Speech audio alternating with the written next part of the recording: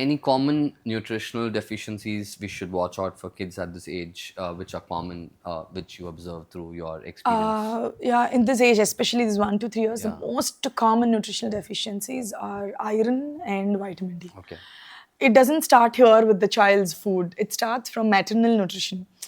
Mothers, in general, Indians itself, you test any one of us, our vitamin Ds and irons are low. And imagine mothers going all through that pregnancy, giving birth to a child. So they lose a lot of nutrients to the child, breastfeeding. So the mother's nutrition itself is lacking with iron and vitamin D. It starts there. And breast milk secretes less of vitamin D and iron. The amount of iron and vitamin D available in breast milk for the baby is very less. It doesn't meet the recommended daily allowance of the baby in the first So 1 for 2 these years. are what we would recommend some That's why, supplements. yeah, the only time I recommend supplements, is 0 to 1 year I give vitamin D. Every baby should take. A lot of people say, we're giving formula fortified with, child is not on breast milk, doctor. We're giving formula which is fortified with iron and vitamin D. Even then you'll have to give vitamin D. Nothing is meeting the RDA of the baby every day with ups and downs of milk and the quantity of milk changing and all that. So vitamin D from birth to first year. And iron, we start around 4 to 6 months and give it till 9 months or 1 year.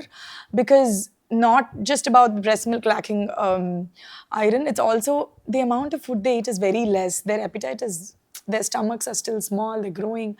And with the amount of less food that they're eating, trying to match iron-rich foods, giving iron-rich foods and giving that RDA of iron is difficult. So definitely we need to supplement iron. Rest all deficiencies are very uncommon unless the diet is very bad, not having the balanced diet, not eating.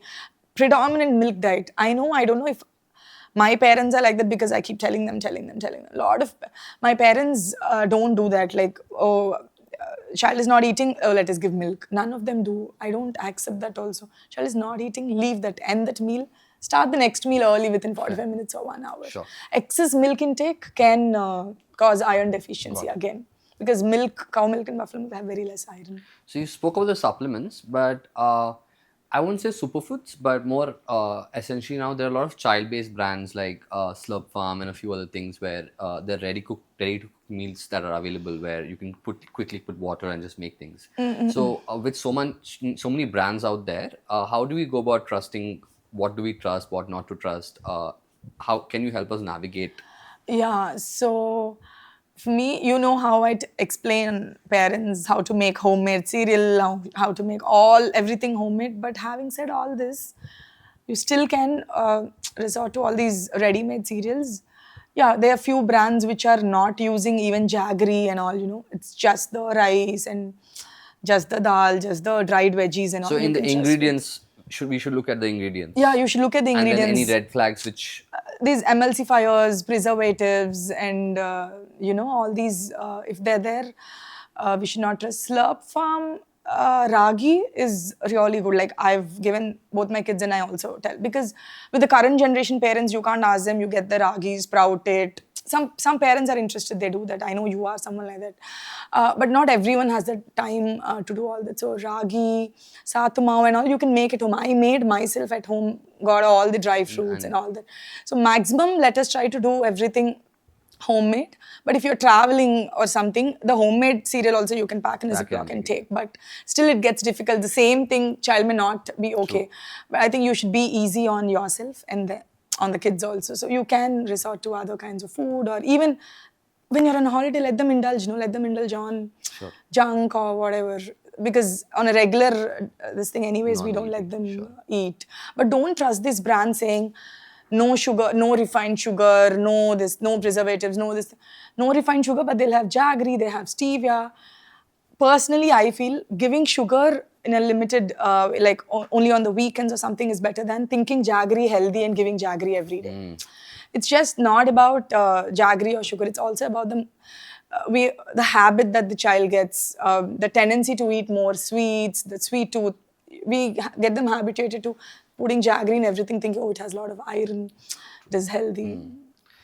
So, my last question about food. Any common misconception on food, like some things I could think about through my parenthood journey? When do you first start salt, according to you? 1 year. Sugar. 2 years. Is honey safe at like 21st day? No. Honey, not 21st day. I've seen parents immediately after birth, even before giving colostrum, they give honey. Honey in less than 1 year kids can cause a very serious condition called botulism, which is life-threatening. So until 1 year, strictly no honey. Whatever said and done. Oh, we have given our kids, nothing happened. Yeah, that is all. You know that nothing happened to my kids. Oh, we have given to all of you. No, definitely not, because maybe nothing happened to your child, but we know the kids. We see the kids who came with all these complications. You didn't see, but we saw. True. So that's the reason we're saying no.